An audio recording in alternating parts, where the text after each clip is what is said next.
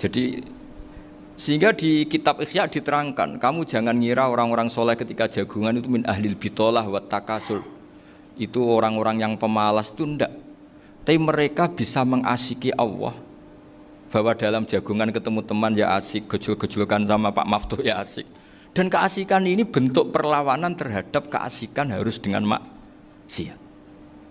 Itu kayak apa kalau kita ngaji sampai seperti itu? Termasuk tadi yang diceritakan Pak Maftuh kitab Hunyah. Semoga beliau cerita juga pernah belajar. Saya pernah belajar kitab Hunyah khatam.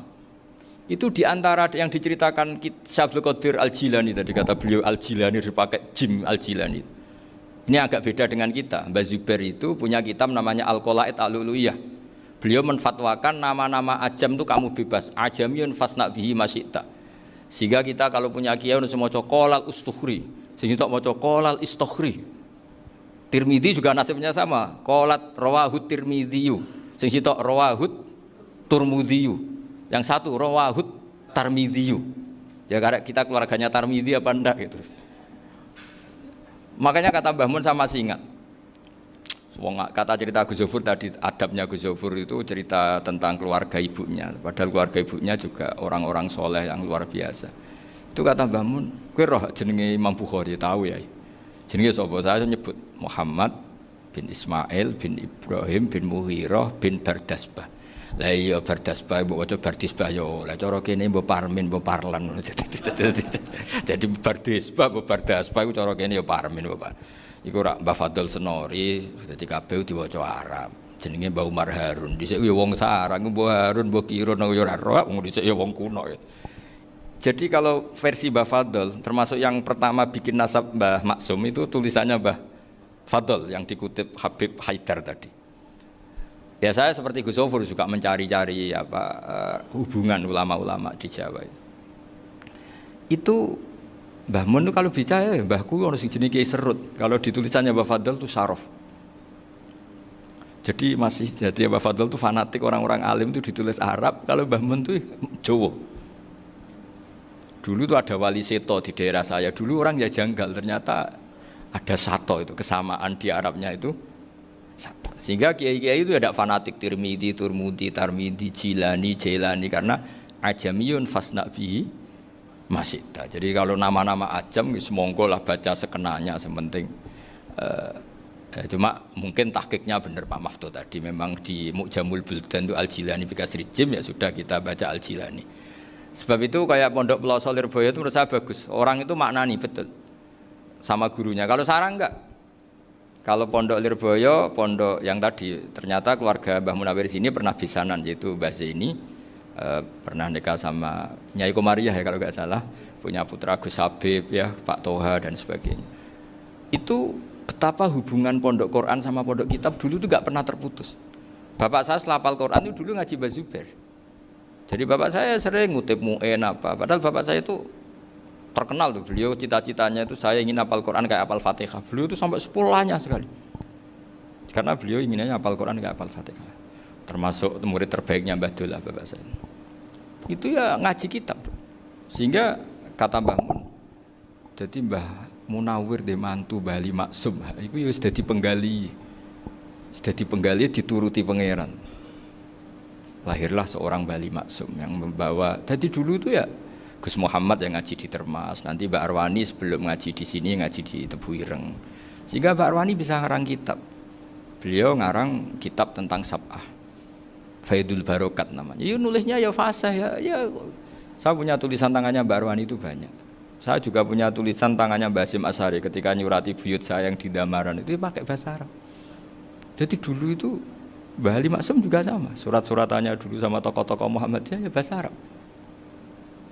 Nah ini harus kita dengar dari abna, dari bahwa Mbah Maksum, kemarin yang diceritakan Gus Zofur di Khol Mbah Maksum, kue kudu belo NU, kudu tetap NU, tapi bukan dengan cara membenci Muhammadiyah. Tadi Pak Maftuh menguatkan sanad itu dari Pak Atabik, bahwa Muhammadiyah termasuk ahli sunnah wal jamaah. Karena sama-sama tidak sabus sahabat, sama-sama ikromus sahabat dan sama-sama bermadzhab.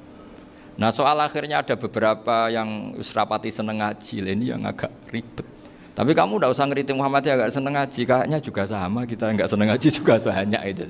Jadi kalau ngeritiknya masalah itu kan kita ya agak-agak sama. Ya jadi ternyata di sini, terus ini yang terakhir supaya nggak lama-lama, Bali juga punya sisi keras sekali. Jadi dalam hal-hal yang khas ini di halaman 87 itu keras sekali. Beliau ngendikan wahal bi jununun hatta usdira amri lil mu'minin alla yazuru rasulahum. Jadi ketika saya tadi sudah bilang bahwa beliau sering muji Ibnu Taimiyah dalam banyak hal, tapi dalam banyak hal juga beliau mengkritik Ibnu Taimiyah ketika menafsirkan la tusaddur rihal illa ila salasati masajid. Kemudian Ibnu Taimiyah tidak mentasrekkan, tidak mensunatkan ziarah kubur Rasulullah SAW. Beliau mengkritik. Dan cara mengkritik adalah ngendikan ulaikal ladzina yuriduna ayyahulu bainahu sallallahu alaihi wasallam wa baina ummatihi fi nakhiyatin. Itu adalah orang-orang yang ingin membuat batas antara Nabi dan umatnya. Saya termasuk terinspirasi makalah Bali ini adalah bagaimana Anda mengkafirkan orang Islam berdasar qala Rasulullah sallallahu alaihi wasallam. Wan nabiyyu asyaddun nasi syafaqatan li ummatihi. Wan nabiyyu akhrasun nas, orang yang paling serius supaya umatnya ini selamat. Kemudian Anda dengan hadisnya Nabi mentafrik bainahu wa baina ummati berdasar dawuh Kanjeng Nabi. Itu cek mentalani. Makanya saya itu enggak pernah keras di bab ini. Misalnya nyuruh saya ada santri sarang yang nakal. Itu saya tidak berani komentar karena saya tahu Mbah Mun itu sangat mencintai santrinya meskipun yang nakal. Saya melihat sendiri, bukan jari ada santri cara pelaturan pondok itu diboyong karena nakal. Itu Mbah Mun ngendikan begini, ya cung yo ke diboyong itu cara aturan pondok. Nah aturannya pangeran ngger kowe tobat dadi wong apik ya dadi wong saleh. Ya kowe kudu tetep sering rene, kowe tetep santri kudu nyo akhirat. Soal pondok ya ben ana aturan, ben njen kowe nakal nemen ya diboyong, tapi kowe tetep wong apik. Jadi karena kita tidak mungkin mentafrik bainahu wa baina talamidhi. Kita tidak mungkin mentafrik baina nabi wa baina ummati karena nabi adalah apa? Asyaddun nasi syafaqatan li ummati. Sampai saking sayangnya nabi itu ngendikan syafaati li ahlil kabair min ummati. Lho koyo apa baiknya nabi? Ora melok nakal, ora melok maksiat, tapi melok nanggung swargane. Iku waktu gali sampean wis kowe utang gak apa-apa, bangkrut gak apa-apa, sing nyaur bapak. Gua sampean ngono top tenan. Anake yo ngawur tenan maksudnya itu, tapi top tenan. Lah nabi ku umate sing dosa iku umate, nabi sing nyuwun sewu, cara Jawane sing kangelan nyafaati. Karena nabi gak boleh dipisahkan dengan umatnya. Makanya kata Bali Maksum, ulaikal ladzina yuriduna ayyahulu bainan nabi wa baina ummati. Itu mereka adalah orang yang ingin memisahkan nabi dengan umatnya. Masa kita ngafirkan umatnya nabi berdasar dawuh nabi? Itu kan sama, saya benci santri Anwar berdasar dawuh Mbah Mun, padahal orang tahu semua begitu sayangnya Mbah Mun terhadap santrinya. Sama juga kamu benci santrinya Bali Maksum berdasar dawuh Bali, padahal beliau sangat mencintai santrinya. Nah kultur-kultur seperti ini tidak boleh hilang. Kita punya sanad, punya guru, punya keluarga yang sama. Jadi mbah-mbah saya itu orang Tuban, dekat sama posisi Ibrahim Asmorokonti tadi yang diceritakan. Jadi di kampung saya, kampungnya bapak saya itu ada makomnya Siti Syariah, itu mbak kandungnya Sunan Bonang. Dan bapak dulu sering ngajarin ziarah saya ke Mbak Asyari. Mbak Asyari itu bin Jumadil Kubro, berarti Mbak Asyari itu saudaranya Mbak Ibrahim Asmorokonti, gurunya Sunan Bonang. Jadi Sunan Bonang ke Tuban tuh karena disuruh ngaji sama Mbak Asyari, Mudin Asyari itu yang di Bejagung itu. Jadi ini semua sanatnya itu jelas, aturannya jelas. Kan Sunan Bonang bin Ampel bin Ibrahim Asmorokonti bin Jumadil Kubro lah, yang Mbak Asyari ini adiknya Ibrahim Asmorokonti, makomnya di Bejagung di Tuban. Dulu Sunan Bonang sebelum ngaji kemana-mana ngaji di Bejagung itu di Mbak Asyari itu. Terus kemudian Sunan Bonang hidup di Lasem, di Pasujudan di Lasem, makanya Lasem banyak orang alim karena ya dulu Sunan Bonang itu diantara aktivitasnya itu di Pasujudan di Lasem itu. Wafatnya kila di Bonang, kemudian mau dibawa orang Madura ke Madura, terus diambil Mbak Asyari.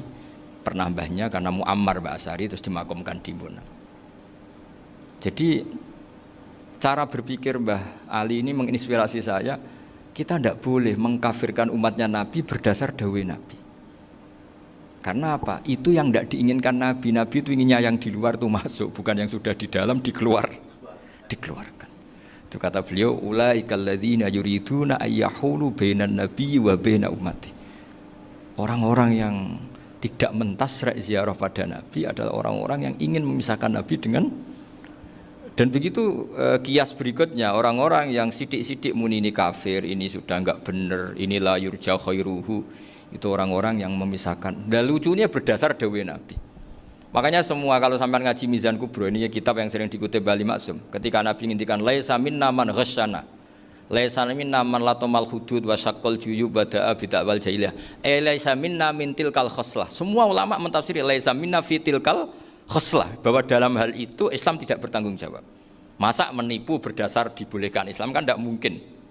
Semua perilaku yang salah disebut Nabi laisa minna fi tilkal khoslah, bukan laisa minna fayakunu huwa kafirun. Tidak ada satu ulama yang mengatakan laisa minna berarti orang ini kalau menipu sudah kafir. Ketika dosa ya sak dunya kafir kabeh. Siapa enggak pernah menipu?